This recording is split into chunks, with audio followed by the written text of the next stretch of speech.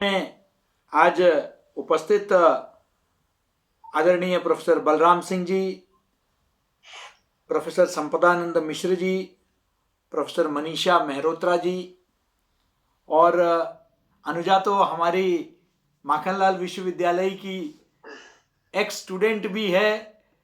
और मैं सर्वप्रथम तो टीसीएन मीडिया के, क्योंकि मैं भी टीसीएन मीडिया से आपके सलाहकार मंडल में एक सदस्य रहा हूं, और टीसीएन मीडिया के सभी दर्शकों को 73वें गणतंत्रता दिवस की बहुत बहुत शुभकामनाएं देता हूं। मैं आपके साथ एक समाचार भी साझा करना चाहता हूं कि आज ही के दिन सुबह माखनलाल विश्वविद्यालय, जो एशिया का पहला मीडिया विश्वविद्यालय है, भारतवर्ष का सबसे बड़ा मीडिया विश्वविद्यालय है, यानी कि हमारा 1,03,000 स्टूडेंट्स हैं, 4 परिसर हैं, कैंपसेस, और 1600 संबद्ध अध्ययन केंद्र हैं। हमारे विश्वविद्यालय ने आज अपने भोपाल शहर से सटा हुआ बिसनखेड़ी में अपना भव्य परिसर में पहली बार हम लोगों ने 26 जनवरी का आज सवेरे आयोजन किया। तो आज हमारे लिए भी बहुत ही एक ऐतिहासिक दिवस है। और मैंने जैसे कहा कि आज का दिन बहुत महत्वपूर्ण है, क्योंकि 26 जनवरी को, जैसे आपने कहा, जो महत्व तो इसका आपने बता ही दिया, लेकिन एक और महत्व है कि आज ही के दिन हमने जो है अपने संविधान को अपनाया और हम अपने राष्ट्रपति, यानी कि we became a sovereign republic. Republic यानी कि पहले हमारे गवर्नर जनरल हुआ करते थे, और गवर्नर जनरल पहले हमारे लॉर्ड माउंटबेटन थे, उसके बाद श्री राजगोपालचारी बने। और गवर्नर जनरल में यही माना जाता है कि आप स्वतंत्र होते हुए भी ब्रिटिश कॉमनवेल्थ के आप एक डोमिनियन हैं, और आपके जो मुखिया हैं वो ब्रिटेन की महारानी हैं।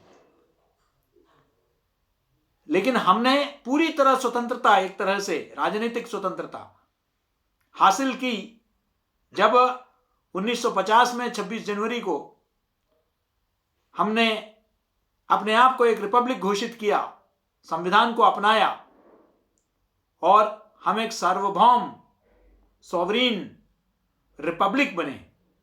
और संविधान जब पूरे दुनिया में कई जगह, हमारे दक्षिण एशिया में भी जब कई जगह तानाशाही,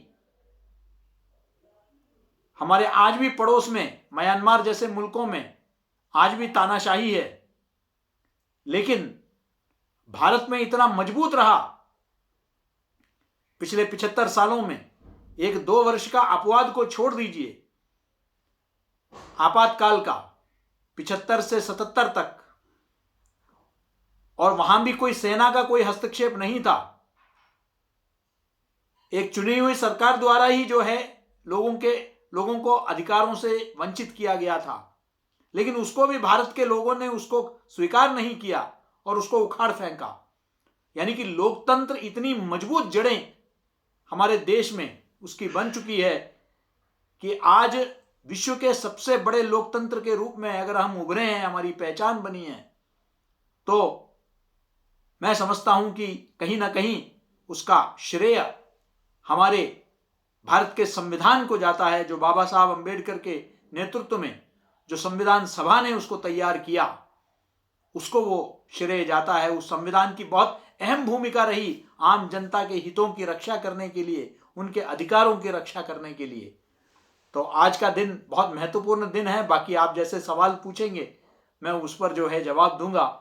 मैं समझता हूं कि हम सब के लिए गर्व का दिन भी है और आत्मावलोकन का भी दिन है कि हमारे जो सफर, जो 1947 में स्वतंत्र भारत के रूप में और 1950 से संविधान के साथ हमने जो यात्रा शुरू की, उस यात्रा में हमने क्या हासिल किया, क्या कमियां रही, और आगे के लिए क्या चुनौतियां हैं और क्या अवसर है, इस पर विचार मंथन करने का एक स्वर्णिम अवसर भी 26 जनवरी है, ये मेरा मानना है।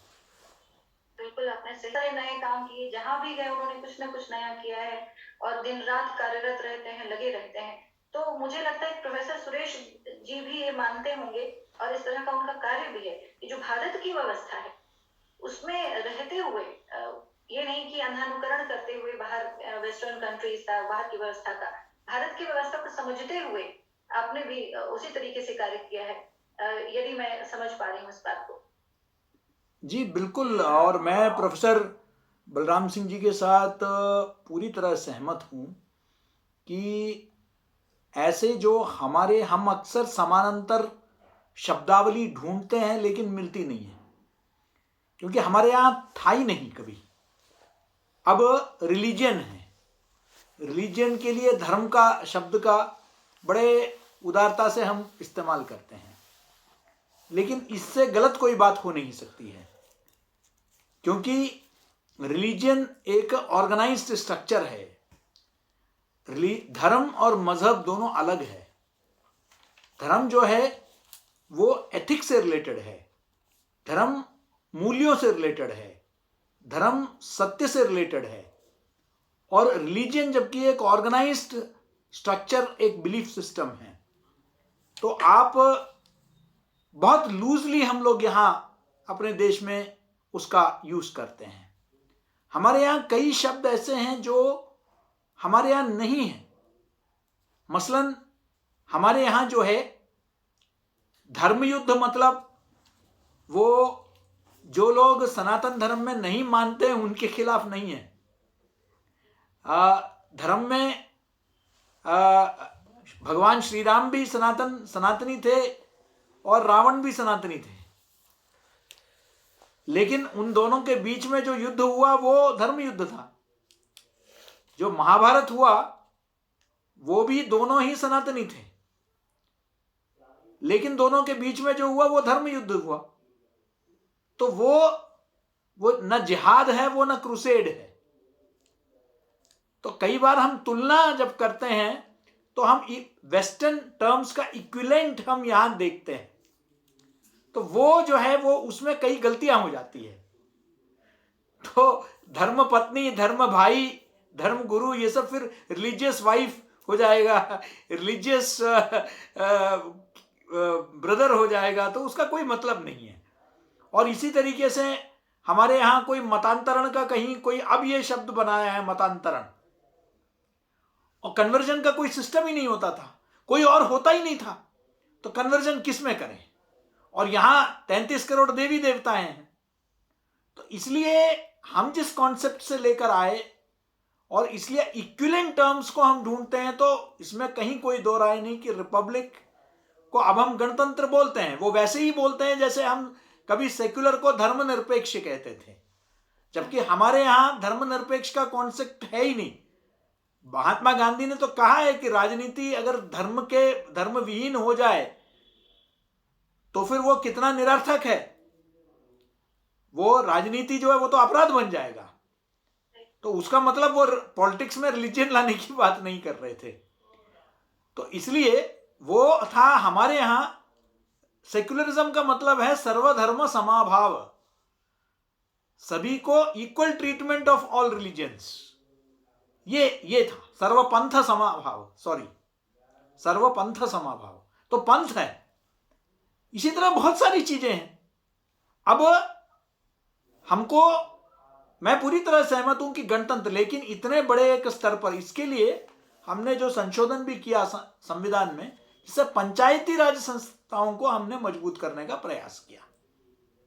तो पंचों का जो एक पहले से ही हमारे यहां सिलसिला चलता आया वो गणतंत्र था, जहां पंचायत बैठती थी। एक गांव में समस्याएं, कोई कोर्ट कचहरी की जरूरत नहीं पड़ती थी, कोई थाने की जरूरत नहीं पड़ती थी। वो आपस में बैठते थे और सभी परिवारों के जो है जो भी समस्याएं उसका कोई ना कोई जो है वो समाधान निकाला करते थे। लेकिन इतनी बड़ी जब आबादी आ गई और फिर जो विदेशी हुक्मरान आए हमारे यहां, उन्होंने फिर अपना सिस्टम, कोर्ट कचहरी, पुलिस, थाना, ये सारा कुछ उन्होंने जो है इस तरीके से बना दिया कि आज हम उस सिस्टम को हम लोग फॉलो करने लग गए। तो और डेमोक्रेसी का भी या जो गणतंत्र की जो बात है उसमें भी हम वो वेस्टर्न कॉन्सेप्ट है रिपब्लिक का, उसी को हम फॉलो करने लग गए हैं कि वो जबकि क्या आम व्यक्ति वो कितना सशक्त है, वो अपने फैसले लेने पर उसके लिए विकेंद्रीकरण की जरूरत है, डिसेंट्रलाइजेशन की जरूरत है।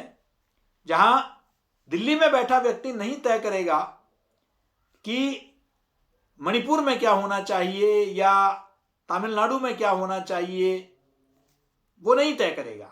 वहां के व्यक्ति तय करेंगे कि दिल्ली में क्या होना चाहिए।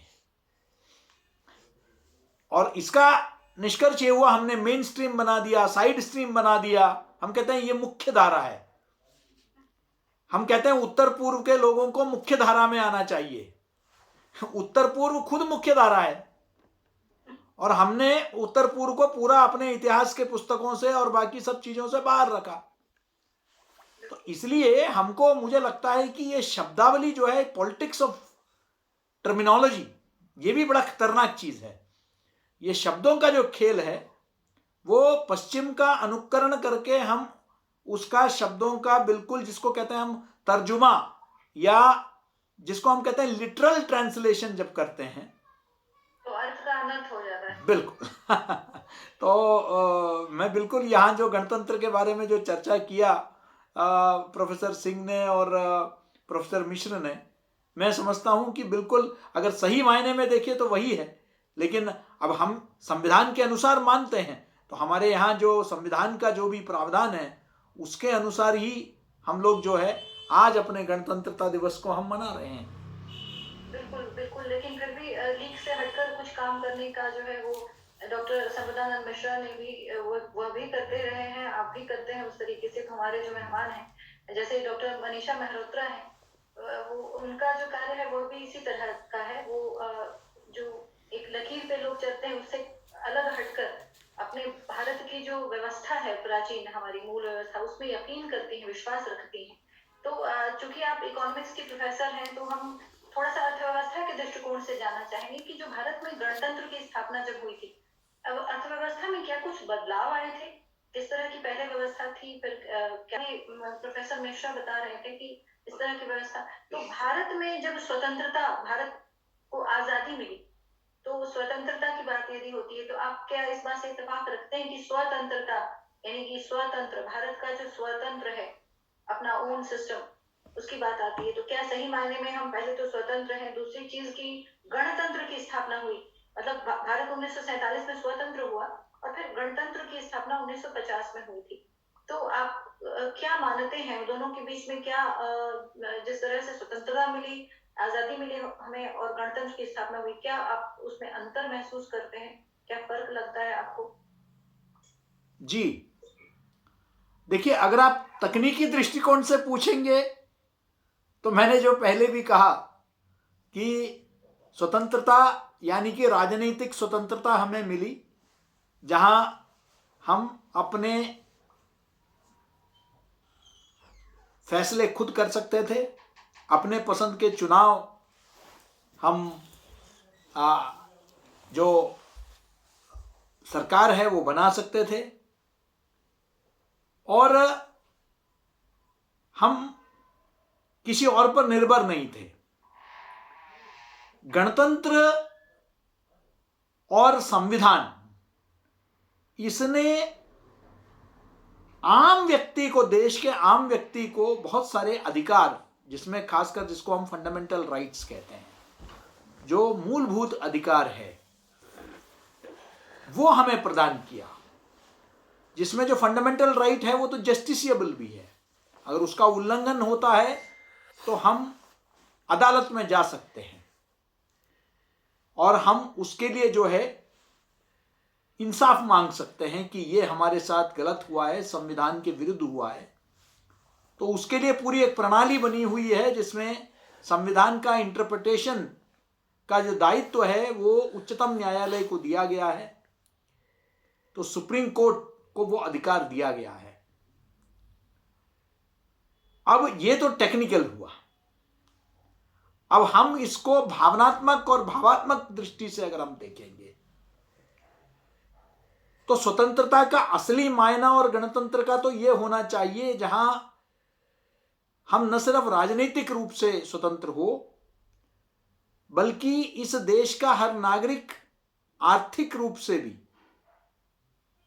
सामाजिक रूप से भी स्वतंत्र हो। यानी कि हम जातिवाद से ऊपर उठकर, हम गरीबी, पिछड़ापन, इससे ऊपर उठकर हम इस बात को सुनिश्चित कर सके कि हमारे देश का हर व्यक्ति को शिक्षा प्राप्त होगा, हर व्यक्ति को जीवन यापन का साधन सुनिश्चित होगा। क्योंकि मैं समझता हूं कि इन चीजों के बगैर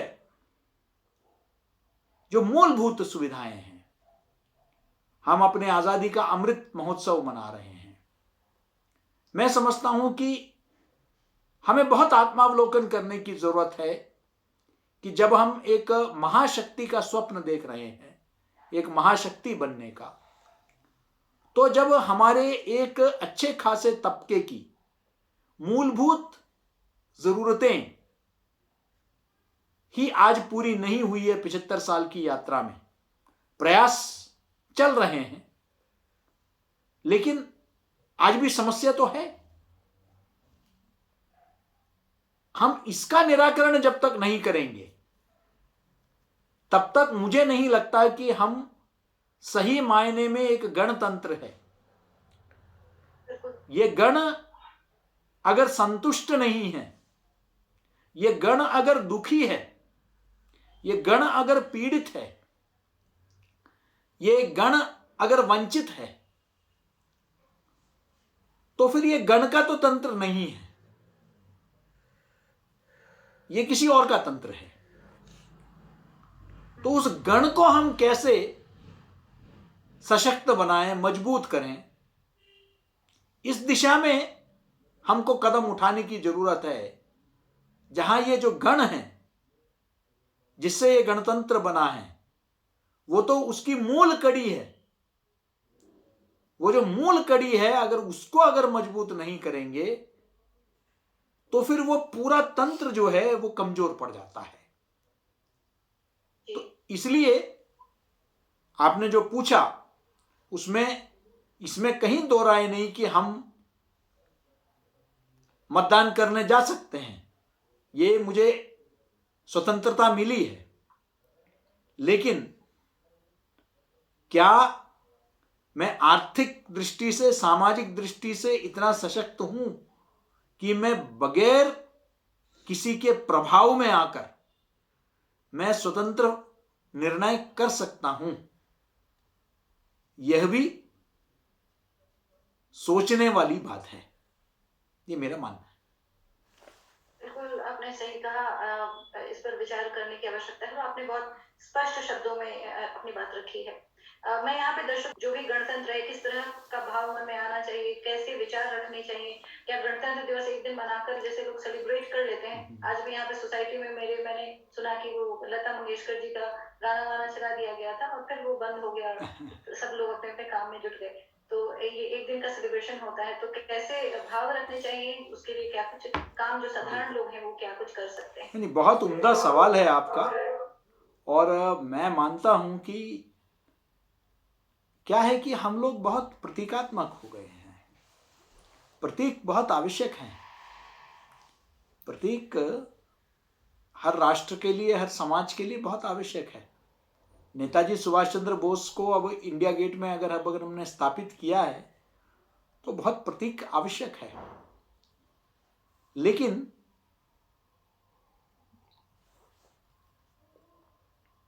देखिए, टोकनिज्म नहीं होना चाहिए। सिंबलिज्म और टोकनिज्म में फर्क है। सिंबलिज्म प्रतीक है, टोकनिज्म आप समझते हैं कि ये एक औपचारिकता है जो करना है।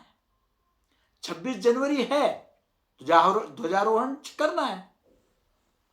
दिवाली है तो आतिशबाजी करनी है, रावण का पुतला जलाना है, लेकिन हमारे अंदर के रावण को नहीं मारना।